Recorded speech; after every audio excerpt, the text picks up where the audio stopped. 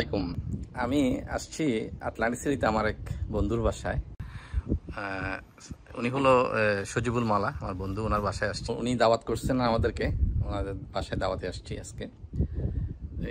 এসে ওনার বাগান দেখলাম, আসলে আমি অভিভূত হয়ে গেছি। খুবই সুন্দর, মাশাআল্লাহ, আল্লাহুম্মা বারিক।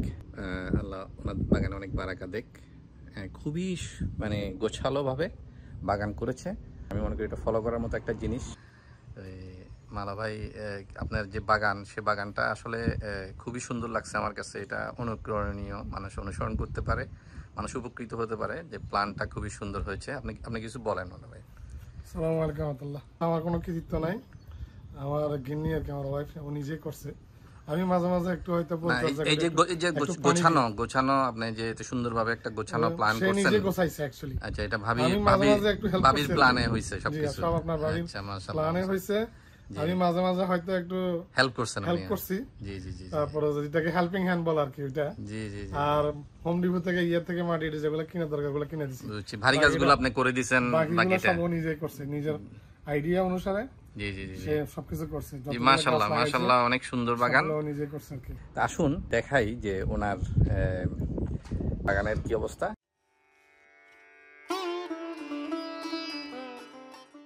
এখানে দেখতে পাচ্ছেন এটা স্ট্রবেরি, যে স্ট্রবেরি করেছে। এখানে পুঁই শাক, আমাদের দেশীয় যে একদম লাল পুঁই শাক, সেই পুঁই শাকটা।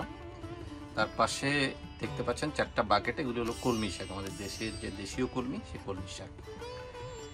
মাশাআল্লাহ, মানে কলমি শাকগুলো দেখেন যে বাকেটেই যে সুন্দরভাবে করা যায় পরিকল্পিতভাবে, সেটার একটা জলজান্ত উদাহরণ এখানে ওনার একটা ব্লুবেরি গাছ আছে। এই যে ব্লুবেরি, এটা পুরানো, আজকে 2-3 বছর যাবত এটা ব্লুবেরি ধরা শেষ হয়ে গেছে, পাকা শেষ, পেকে গেছে এবং খেয়ে ফেলেছেন ওনারা।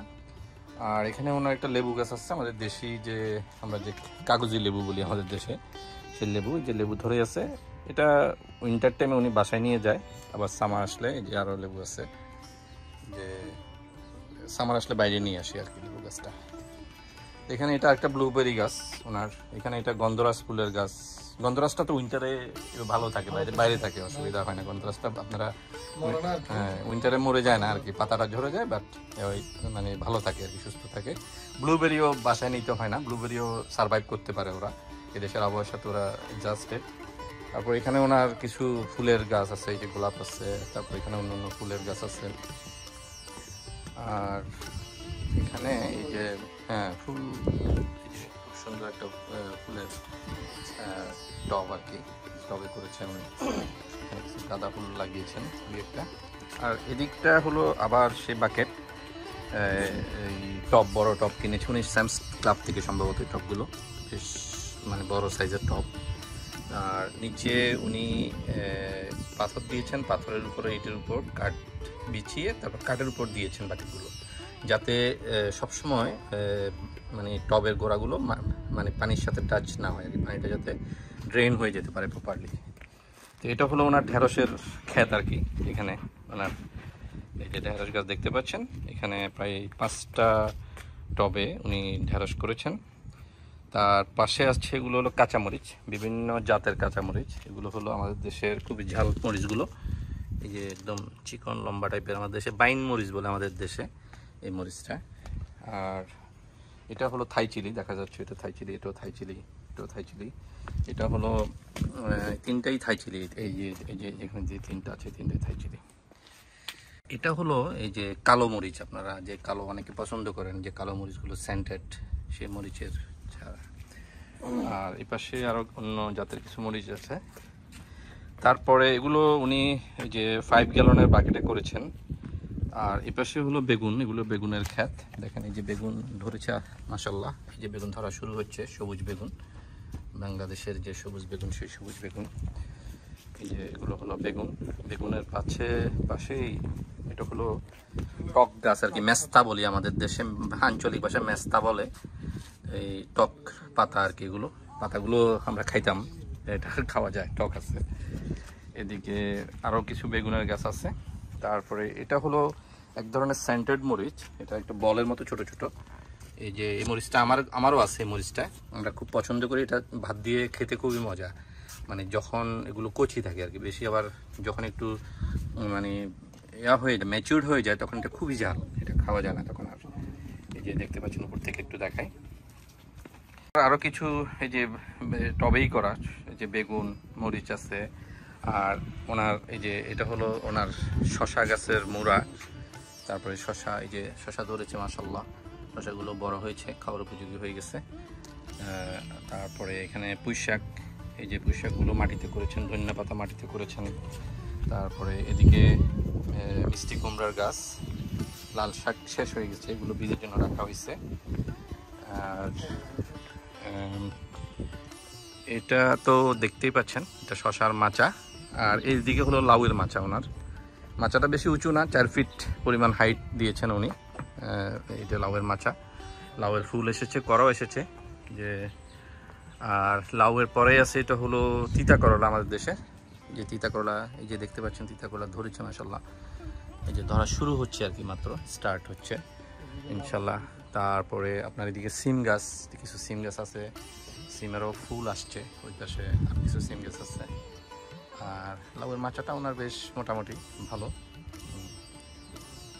একটা দুইটা লাউ দেখাও যাচ্ছে, আমরা দেখতে পাচ্ছি যে লাউ ধরেছে ওনার মাশাআল্লাহ, এই যে একদম আমাদের দেশীয় যে লাউ, দেশের যে লাউ, সে লাউ মাচায় ধরেছে। অংশটা ওটা উনি এরকম ব্লক বিছিয়ে এটা পাকা করে ফেলেছেন ঘাস থেকে বাঁচার জন্য, আগাছা থেকে বাঁচার জন্য। নিট অ্যান্ড ক্লিন একদম। এখানে কিছু গাছ আছে আবার যে বাকেটে করা, টমেটো আছে, যে আমার টমেটো ধরেছে মাশাআল্লাহ, রোমা টমেটো। তারপরে এদিকে কিছু কাঁচামরিচের গাছ আছে, এই যে কাঁচামরিচও ধরেছে।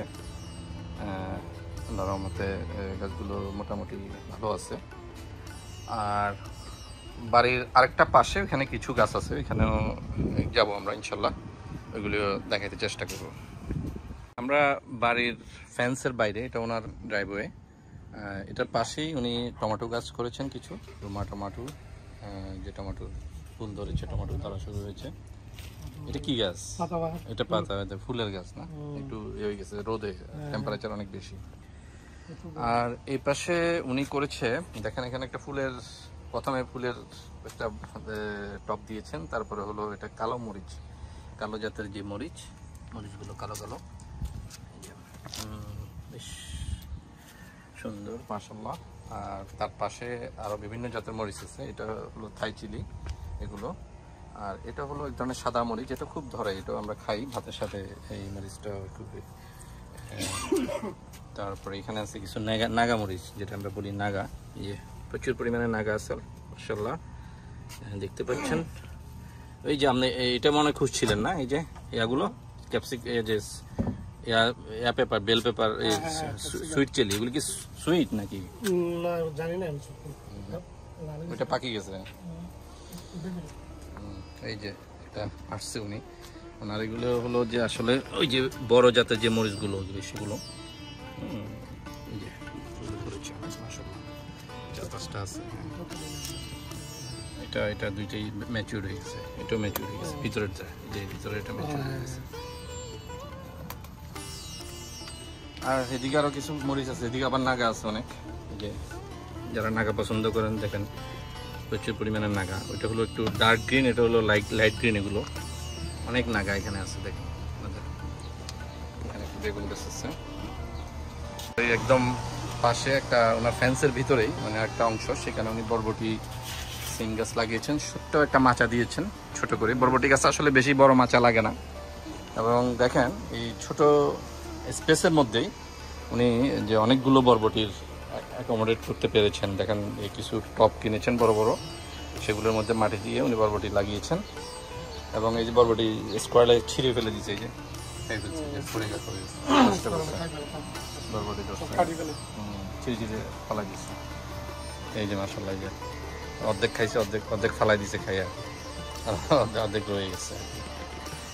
তো এই হলো ওনার বাগানের অবস্থা, খুবই সুন্দর, গোছালো, ক্লিন, নিট অ্যান্ড ক্লিন, কোনো ঝামেলা নাই আর কি, যেটাকে বলে। আপনারা ট্রাই করতে পারেন। আশা করি ভিডিওটা দেখে সবাই ভালো লেগেছে, এবং আপনারা আপনাদের কমেন্ট করবেন, শেয়ার করবেন ভিডিওটা। যদি ভালো লেগে থাকে অবশ্যই লাইক দিবেন, আর সবাইকে থেকে বিদায় নিচ্ছি আজকের মতো। আল্লাহ হাফেজ, সালামু আলাইকুম রহমতুল্লাহ। আসসালামু আলাইকুম।